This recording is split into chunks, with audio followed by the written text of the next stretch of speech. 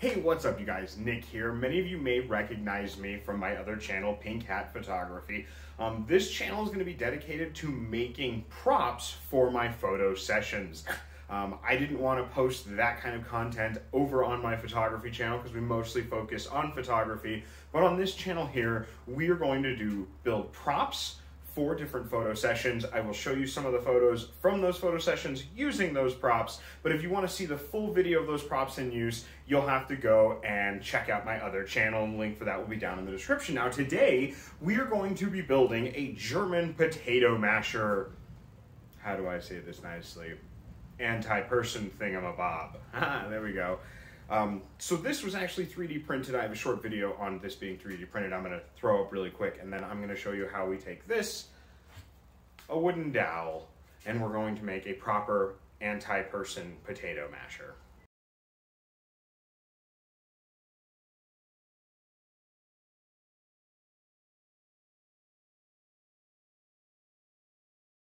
Now my garage is a little bit of disarray currently, but that's okay. We will work through that as we go. Now, the proper handle length for the anti-person potato thingy is 14 inches, but we're not going for historical accuracy here. So this is a 48-inch dowel that's 1 1/4 in diameter. And we're actually going to do it in 12-inch increments. That way we can get 4 of them in total, and we can make 4 of these. And then we're eventually going to get a bandolier made, and we'll do a whole thing on this channel where we upcycle a belt into a bandolier for these anti-person potato thingies. So we're going to measure out this dowel here. So we're going to go 12 inches.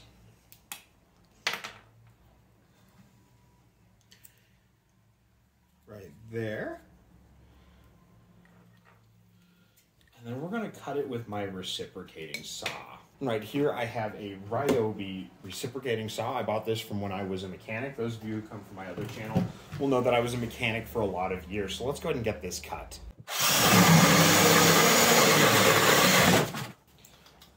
So, as you can see, we have our dowel. We're going to have to clean this up. 1 second.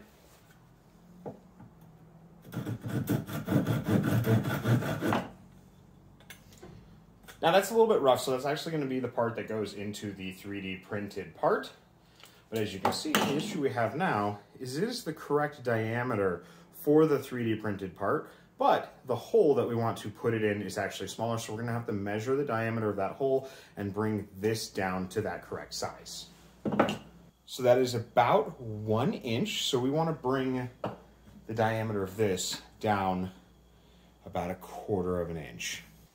Now the way we're going to do that is with my Dremel tool. And we want to make sure that we don't go too far down because it'll throw off that nice tight fit. So we're going to mark about how far down we want to go. We're going to want to go slightly lower. That way it fits nice and snugly, but I'm going to go ahead and mark this. So we want to go about right there. So we're going to take everything above that line down to about 1 inch diameter.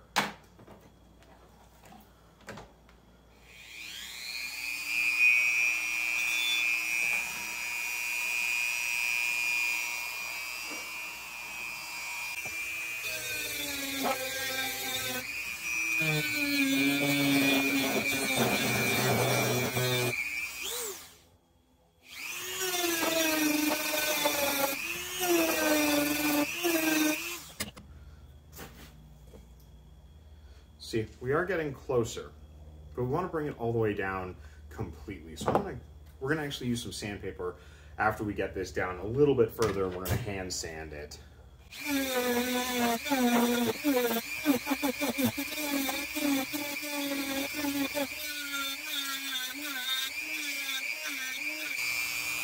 See how close we are? Getting closer. We're at a point now, though, we're going to want to get some sandpaper. So I've got some 60 grit. I'll be right back. So I've got a sheet of 60 grit sandpaper here, and we're going to use that to trim that down just the rest of the way. Cutco scissors are amazing, by the way.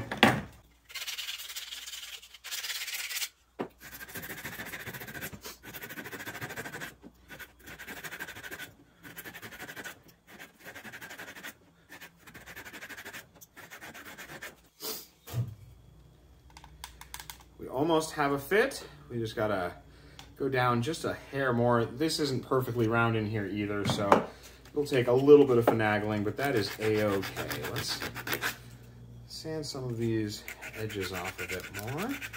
We're gonna taper the end just a hair to help it slide in.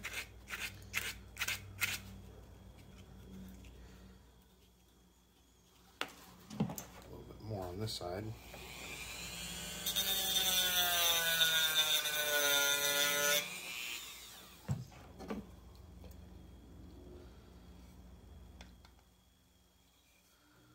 See where we're getting stuck.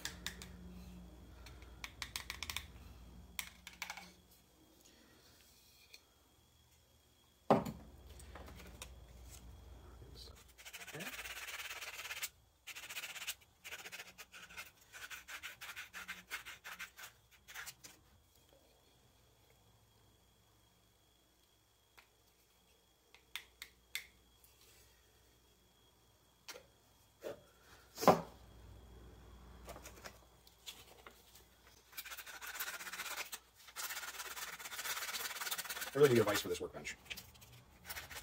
But we're working with what we got. We don't have a whole lot more to take off.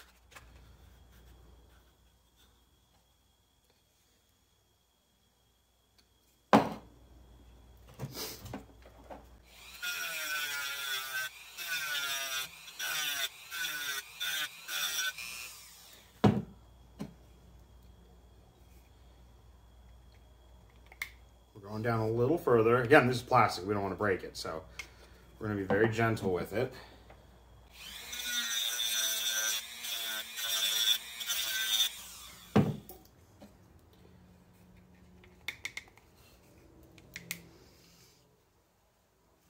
And just like that, we have a fit.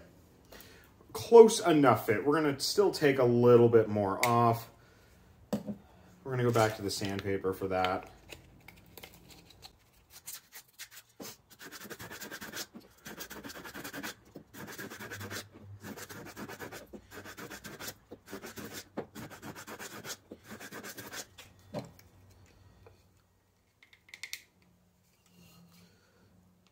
And that is a pretty solid fit for it. So now that we have it fitted, gotta make sure it's straight enough to trick the camera, and it is.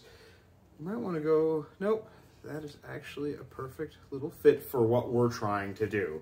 It's perfectly straight, and it looks pretty good. Now, the other thing that we have to remember about the anti-person potato thing is that it has kind of a weird handle on it, or an indentation of sorts.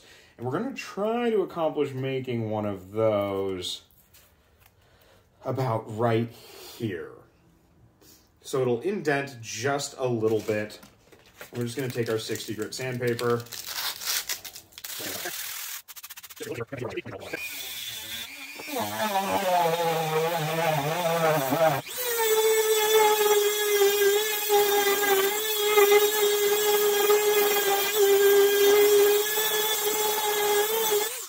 Now we've got a really basic, rough shape. We're gonna have to go through with the sandpaper and actually clean that up a lot more.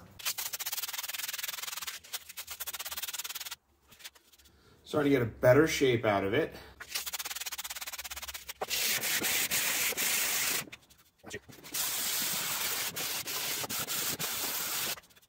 It's looking a little bit better.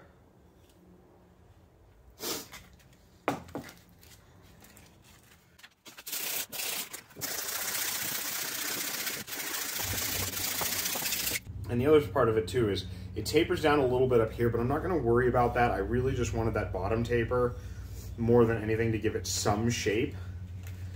Again, we're not going for historical accuracy. We're going to trick the camera.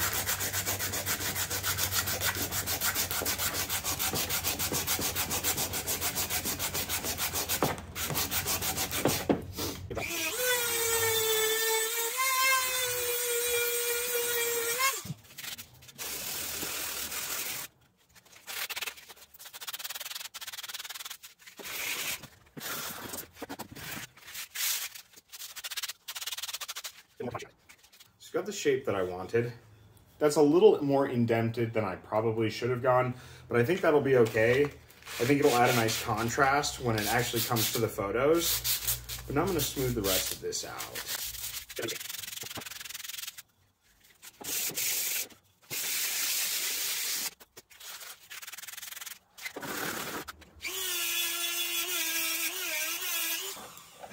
Now, I want to clarify that I am by no means a woodworking expert. This is not my specialty. I was an automotive mechanic for years and years and years. But with the limited tools I have, I wanted to give this a try, especially because I wanted these props for photography, but I wasn't going to spend an exorbitant amount of money on them. I think in total, I think everything so far that I have has costed about $25, $30. There we go. Now we're going to get ready for stain. I may or may not have overlooked the fact that I don't have any brushes for the stain. So we're going to use paper towels. I'm wearing gloves. And we're using a very, very basic natural wood finish.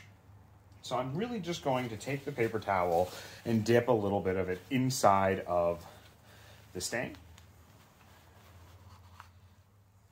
Like so.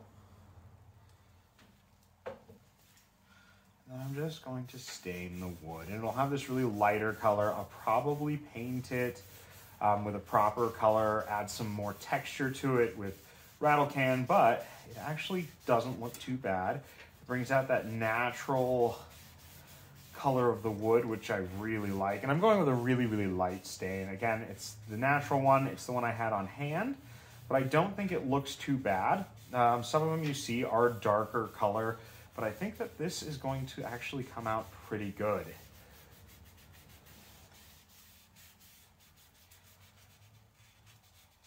So again, the only thing I'm not staining is that tip that we're going to be gluing into the 3D printed part. And we're getting a little bit darker as we go. And then I set up this rig so that it can dry because it's round, so there's not really an empty side for it to sit on. But that stain is looking really, really good. And again, this is just going to be used as a prop. It is not there for historical accuracy. I'm not an expert on this, so if you guys have any suggestions for when I build the other three, please let me know, because we're just doing this one for now. And we're going to let that dry, and then we'll come back when it's time to glue it together.